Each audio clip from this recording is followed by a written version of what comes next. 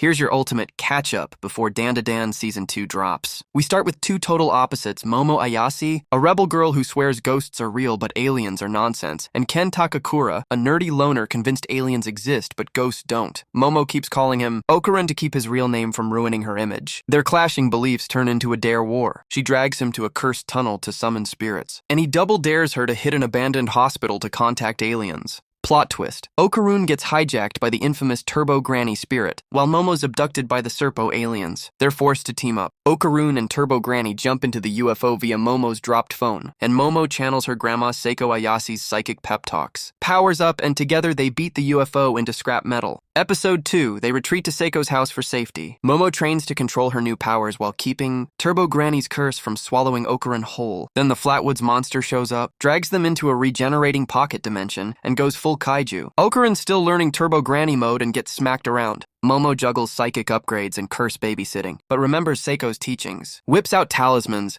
nukes the monster's core, and snaps the dimension shut. Seiko casually arrives, body slams Turbo Granny like she's in the WWE, and explains the problem. Granny fused with a crab yokai in the tunnel and is now buff. She warns the kids to stay out. Momo says, nah. Montage of charms, gear, and training. Turbo Granny lures them back, rips the curse from Okarun, regains full power. Cue insane tag team chase Momo tricks Granny into a game of tag to steal back the curse, dragging her towards city limits. Just when it's working, Granny summons a zombie mob. The brawl escalates to a speeding train rooftop where, with Seiko's long-distance coaching, Momo lands a spiritual KO and exorcises her. They even learn Granny's tragic origin. She once protected girls but was twisted by the curse. Momo closes with a soft, "See you tomorrow" to Okarun, hinting at a growing bond. Normal life? Nope.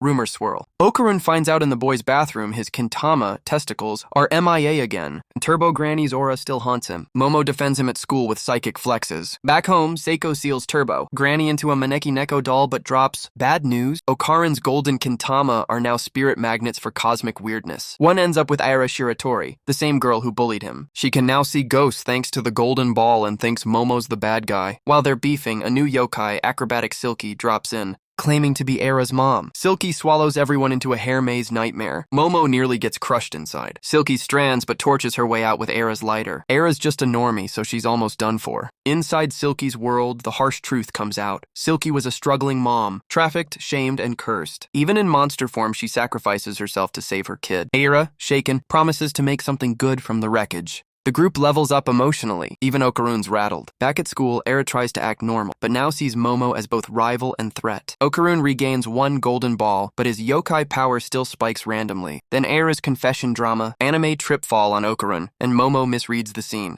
Before anyone can clear the air, the school floods, classmates vanish, and Momo and Okarun get yanked into an underwater spirit realm. Loch Ness aliens and Serpo scientists lurk. Okarun's captured. Momo fights to reach him, and at the last second, Aira channels Silky's energy to pull off a clutch rescue. Team vibes are messy, but they're clicking. The weird dial hits. 11. A mutant shrimp plus alien science plus prehistoric monsters fuse into one grotesque boss, Serpo, Dovanesi. The trio battles in a surreal submerged arena. Okarun's basically naked. Long story. Momo lasers weak points with psychic energy. Aira uses her new agility to blindside the beast. They make it explode from the inside and wake up back at school drenched and almost bare. Rumors intensify, but they shrug it off. Fallout time. Aira publicly defends Momo instead of dragging her, diffusing gossip. Meanwhile, a wounded mantis shrimp from the last fight shows up at Seiko's house explaining aliens hired him because his planet's dying. Seiko, being Seiko, hands him cow milk, which, plot twist, is the rare resource he needed. She lets him abduct a cow UFO style and sends him off.